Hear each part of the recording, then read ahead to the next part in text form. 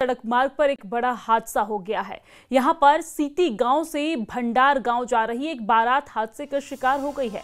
भंडार गांव के पास दूल्हे की कार बेकाबू हो गई और गहरी खाई में जा गिरी है।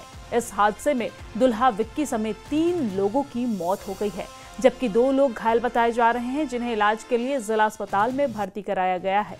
पुलिस हादसे की जांच में जुटी हुई है।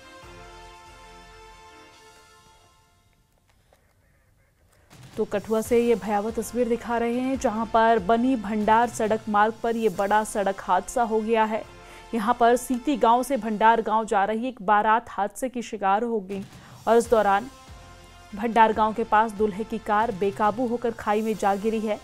इस हादसे में दूल्हा समेत 3 लोगों की मौत हो गई है, जबकि 2 लोग घायल बताए जा रहे हैं, जिन्हें इलाज के लिए अस्पताल पहुंचाया गया है। पुलिस इस पूरे मामले की गहनता से जांच कर रही है, लेकिन इस घटना के बाद पूरे इलाके में मातम पसर गया, सनसनी फैल गई और इस पूरे मामले की गहनता से जांच तो हो रही है, लेकिन यहां पर पुलिस प्रशासन इस पूरे मामले को लेकर जांच कर रही है।